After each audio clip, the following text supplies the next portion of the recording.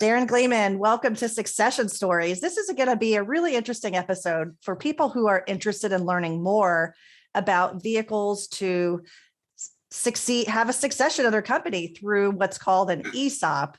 It sounds scary. It sounds like a 401k thing. It sounds like something we might have heard about, but we're not really sure.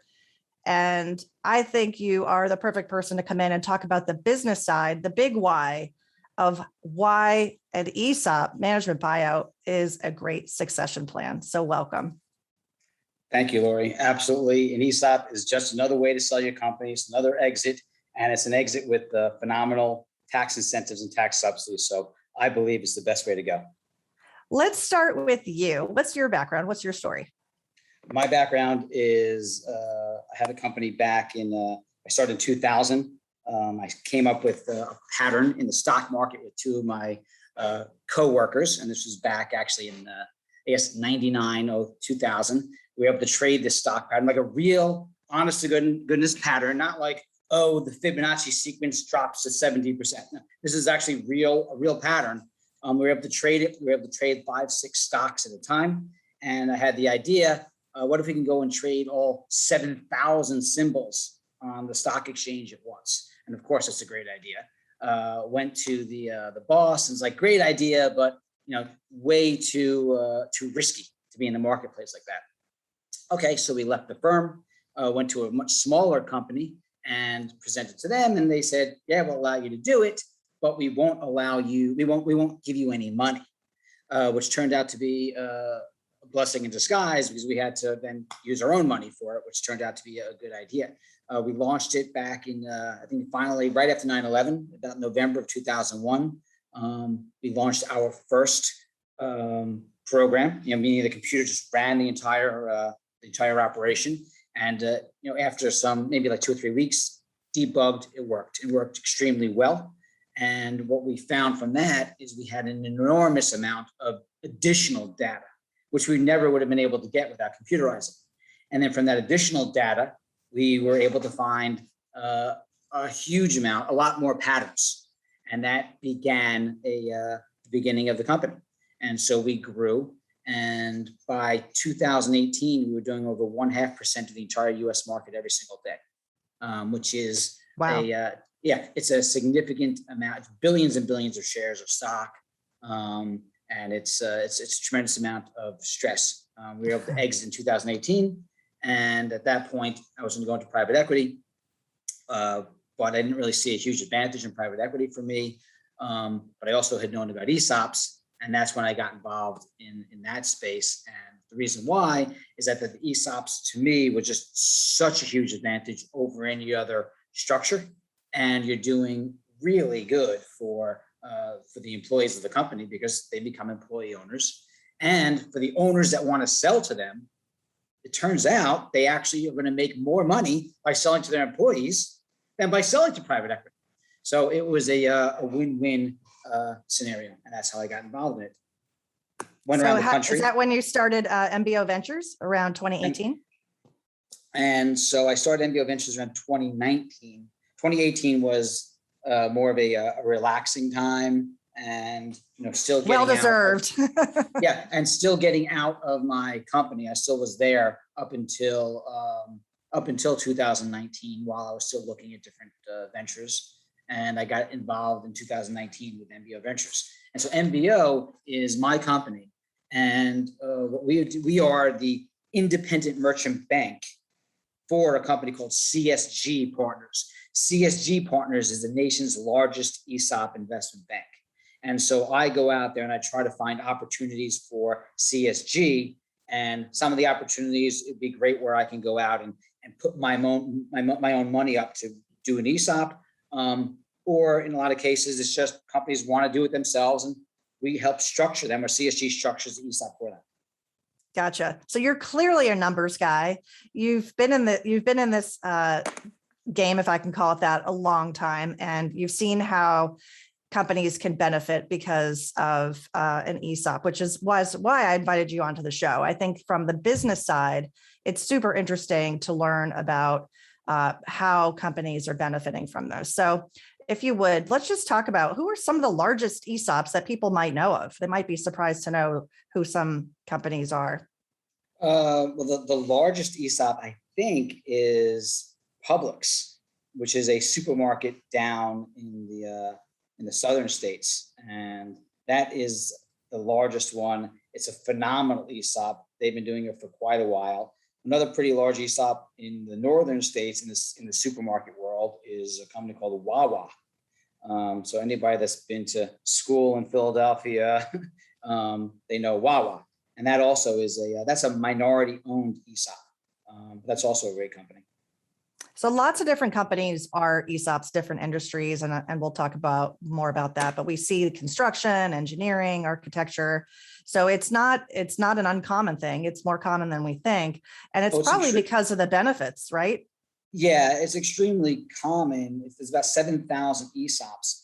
And the biggest problem with ESOPs is awareness. People just don't know what they are. And as you said at the beginning, people think, oh, it's some type of 401k thing. It's not really for me. Once we go in and we explain what it is, you always get, wow, that seems too good to be true. And how is it possible that no one ever told me about this before? Because it really is such an amazing vehicle to exit. So Joe Biden, the president, his economic advisor, his name is Jared Bernstein, did a paper on ESOPs. And he did this back in I think it was the fall of 2020. And in the paper, he was learning all about ESOPs, what it is, why aren't people doing ESOPs more? And he came up with the conclusion. And the conclusion was awareness. That's it. It's awareness. Because who's going to tell you about an ESOP? Well, if you want to sell your company, you go to an investment banking firm, they're not going to tell you about it because they don't know. They just want to go out and sell you to a bunch of private equity firms, right? If you go to an attorney, well, unless the attorney specifically understands it, they are really geared towards, the legality of selling your company to a private equity firm, not selling your company to the employees via the ESOP. So it's just a matter of people just don't know what it is. And if you want, I can dig right in and give you some of these. Yeah, let's jump in. Okay.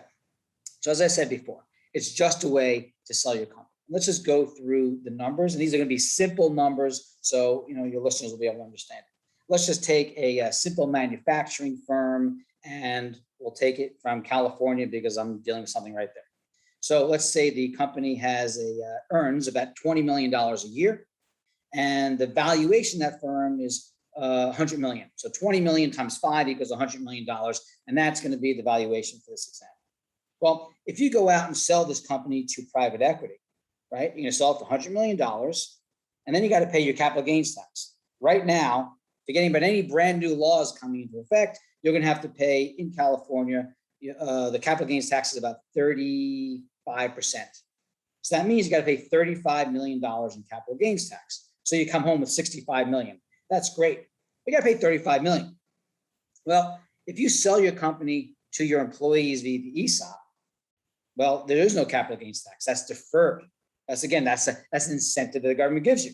So you can defer your capital gains. And if you structure correctly, it's deferred forever. So you can really have $100 million. And that's a huge benefit. Number two, where are the employees getting the money? Right? Well, all right. Well, they're not putting up any money. There's not a dime from the employees. This is a gift to the employees. In ESOP, the way it's structured, we structure it just like a private equity deal. So with a private equity firm, when they come into the firm, right? So they can say, look, all right, it's $100 million is the purchase price. We, as the private equity firm, will put up $20 million in equity. We will get $60 million in a loan from a bank. That's $80 million. And we're going to have the owner do a $20 million earnout. An earnout means that as long as the company reaches certain milestones in the next year, 2 years to 3 years, then the owner will get that last $20 million piece. And that's how a private equity firm is going to come and buy your company.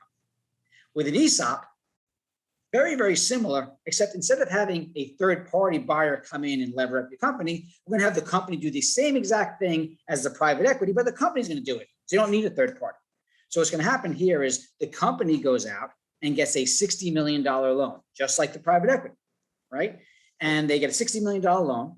And then we have the owner of the company take what's called a $40 million a seller note. So that $100 million, the 60 million in cash, plus the 40 million IOU from the company back to the owner, that's how they get their $100 million. Well, step one is, why would a bank or lender allow that? Because they don't. They want you to put some skin in the game.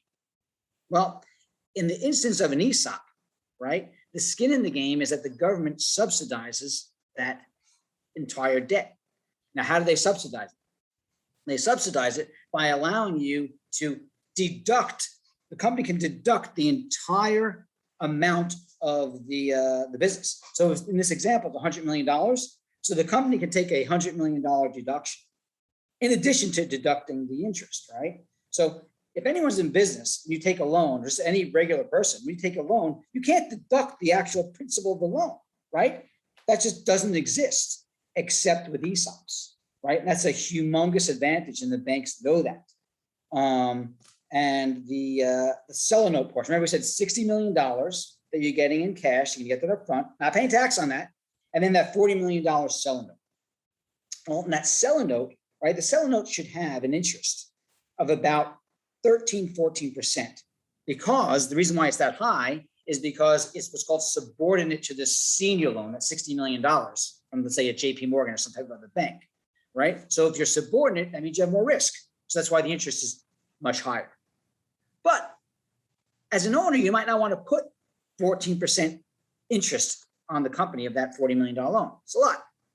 So we say, okay, great. Instead of doing 14%, how about the company's going to pay you 3% interest? 3%, very doable. Well, you're supposed to get 14.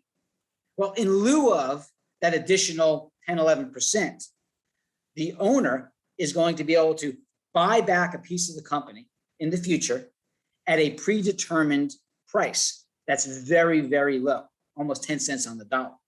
So that means the owner can buy back 30 to 40% of the stock. And those are called warrants, is the term that's used. You can buy warrants to buy back 30 to 40% of the company in the future at a predetermined price called the strike price of $3 to $4 million to buy back 30 to 40% of the company, which is phenomenal. It's a phenomenal benefit for the owner.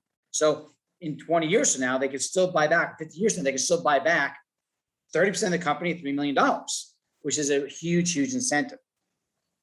The third thing, and I'm going to tie everything in together in a bit, the third portion of the ESOP, which is phenomenally crazy, but again, it's a huge incentive, is that the company will run 100% tax-free if you sell 100% of the company to the employees. So remember, you're still going to be able to buy back a chunk of the company in the future. But what we're going to have is the company will be able to run 100% federal and state tax-free as soon as the ESOP is completed, which is a huge benefit. Imagine running with paying no taxes. So now let's just walk through what I just said step by step for a second. So day one, remember it's $100 million. Day one, the owner will get $60 million. Okay, that's $60 million they get not paying capital gains tax on. Now remember, in this example, we're selling 100%, but paying no tax at all. So that means that we'll be able to pay down this debt twice as fast as anybody else because you're saving 50% on tax. So you get to pay down this debt within 3 years. At the end of the 3 years, you can start paying back that $40 million note. Remember, there was a seller note that the owner took back. So now the owner still needs to get another $40 million. So now in years 4 or 5 or 6, the owner gets paid back that additional $40 million. So by year 6, the owner now will have $100 million that they got from the company and from the bank. That note is all paid down. And now the company is running completely tax-free. So you have a manufacturing company in California that's running completely tax-free. Well, what can you do? Well, capital expenditures. I can now start buying more equipment. I can actually start acquiring, if I want, other firms. And, oh, this is cool. When I start acquiring other firms and I bring them into my fold, all of a sudden, they're not paying any taxes anymore. So the ESOP structure allows us to grow much faster and much greater than if we didn't have the ESOP structure. And so that's really the general world of how an ESOP works. And now if you look at it, let's say in this example, year 13, 14, 15, I should have been able to triple the size of my company, having the ESOP versus not having ESOP, right? So at that point, if we want, we can now terminate the ESOP, all the employees vest, and at that point, you then sell to a private equity or sell to a strategic, or the former owners, whoever has those warrants, can go and buy back that company. So everyone does super well. So what you'll find in these ESOP structures, a lot of times there's always a termination of the ESOP. And well, why are they terminating it? Yeah, because that's how people really make the money. If you are a business owner, you make a lot of money every year, you can make money, you're paying taxes, but where do you make your huge money? You make your real money on the exit, when you can go out and get a nice multiple. And so that's why a lot of these firms, a lot of these ESOPs will terminate.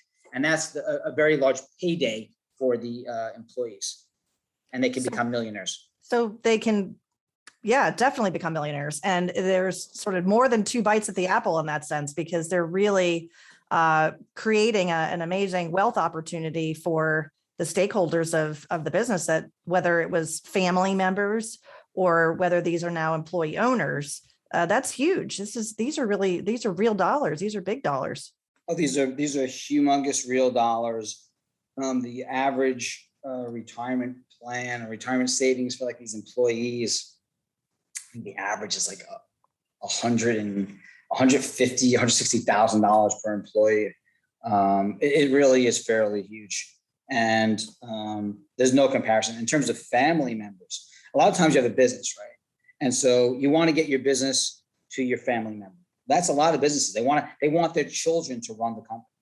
Well, you can't just give your company to the children because it's huge tax events. So that doesn't work that way. So the structure, forgetting about trust, the way the structure works is, all right, what we're going to do is, let's take that same example. It's a $100 million company. We're going to sell to the kids over 10 years. And over 10 years, the kids will pay us out $10 million a year. And the reason where they got that number is year one, remember this company makes $20 million. Well, they got to pay 50% tax. So it makes 20 million. Then they pay the 10 million in tax. The company has 10 million left over. They take that 10 million and pay it to the parents. The parents have that 10 million. They then pay the capital gains tax. So now the parents are left with $6.5 million. Rinse and repeat for 10 years. That's a traditional method of how you will get your business from you to your children. Okay, very tax inefficient, but that's the way it's done. And the reason why people do that, they don't know about ESOPs. If they did it the way I'm saying now, right, the parents can do the ESOP, get that $100 million completely capital gains tax free. They're going to get that over about 6 years. The children will now get the warrants, and the warrants will allow them to get 40% of the company into the future, where they can now build up that company tax free. Now, when they're ready, they can have that exit much further down the road. And not only do they enhance themselves, which they're going to make a lot more money themselves, but they're going to make their employees rich. And because the employees are getting so much of the company, the employees become much more productive. An employee in an ESOP that understands how the ESOP works has been shown to be 50% more productive. So if your company normally grows at a 5% annual rate, once you put an ESOP on it, it'll grow at 7.5%. I mean, it's a phenomenal structure. Just think about it. It's your own podcast. When you work on your podcast, you're waking up early. You're taking effort, right? Because it's yours. Well, if you were working for someone else, you're not going to act the same. It's not going to be as important. When you become an owner, it's a huge difference, and that's the way people's mind thinks in ESOPs. Well, what's really going to be telling in the next few years, Darren, I think, is a lot of industries today are facing a talent war. Whether you're in manufacturing, whether you're in a service business, it's really hard to recruit and retain, because it's a job market where people are switching. And we talk about that a lot on the show. How do we participate in this in a productive way? It starts with your culture, but there's also incentives at play here, right? In terms of how are people compensated? Do they view themselves as owners long term? And an ESOP, I think what we'll probably see in the data is that the longevity and the tenure at ESOP companies is, I would guess, longer than at other non-ESOP companies, just general, right? And it's a huge benefit. So again, in this environment where it's so difficult to recruit, and retain. I think that's going to be really, really important. So I love the point about family businesses. A lot of folks who listen to the show, are in a family business, might be running it, or they might be thinking about a transition to their family. So this certainly is a great option. Some others that are listening might not be in a family business, but considering benefits of a management buyout. And why might they consider what you call Lembo, which is a leveraged ESOP management buyout? Why might they consider this as a great succession plan? Yeah, because if you're a management team, and I'm dealing with a company right now that's in exactly this scenario, and there's a 93-year-old owner that owns, I guess, 51% of the company, and his son owns 49%. It's like all these family issues. And I'm talking to the CEO. Well, they're talking to private equity firms. And so when they talk to a private equity firm, what's going to happen is the management team that's there will stay for the transition and then will be let go, because you don't need, 2 marketing directors, 2 CFOs, 2 CEOs, 2 COOs. They will be let go. So it's much better to put their fate in their own hands. And so if they created this structure with the ESOP, they can easily do it. Now, the only difference here than the traditional ESOP I just discussed with you is that, remember that warrant portion? Instead of the warrants going to the owner or the children, those warrants get to go to the managers. The management team buys those warrants. Now, the warrants have a certain value. Maybe they're too expensive today for them to buy because they're valuable. But what happens is they can pay for those warrants at the exit, 10 years down the road. But that's how they actually do it. It's just getting those warrants. So the company maintains the same. The management team now is hugely incented because they could end up getting, let's say you have in this example, you have the family. So what will happen if there's 40% warrants, the family will end up with, let's say, 20% of the warrants. And then the management team will get the other 20% in addition to their ESOP stock. So it becomes a huge benefit. And once these managers also become, with their warrant holders and ESOP holders, they're going to work much harder. Because before they were making, let's say their traditional normal salaries. Well, now all of a sudden you start thinking about it and capitalism is working. Wow, they can make 10 to 20 times the amount of money if they just work a little bit harder, shift it around. They're going to be getting there a little bit earlier and staying a little bit late now. So it's much better. Awesome. So some companies might be woman-owned businesses or minority or veteran status. How does that come into play when there's an ESOP transaction? Yeah, so right now, if you're a woman-owned business, what are you going to do? How do you sell it? Well, you can't, because number one, no one wants to buy a minority piece of your company. So let's say, again, let's use that same example. It's a $100 million company and you want to get some liquidity. Well, you sell it the normal route. Number one, if I, as a private equity, come in and buy your company, I lose my status as a woman-owned business. And what does that mean, you lose your status? That means there are a lot of companies that must do business with women-owned businesses, or same thing with a minority-owned business. As soon as I buy your company, I lose the status. That's not good, because then all of a sudden that value of your company of $100 million, is it really worth $100 million? So no, as a private equity firm, I'll say, look, yeah, I understand your company's worth $100 million, but once I lose that status, I don't know what it's worth. I'll pay you 60, right? There's gonna be a huge haircut on that. And in terms of buying a minority piece of your company, let's say 49% of it, no one wants to buy a minority piece of your company because they have no control. It's difficult. So they don't want that either. So when you have a women-owned business or minority-owned business or a veterans-owned business, you don't know what to do.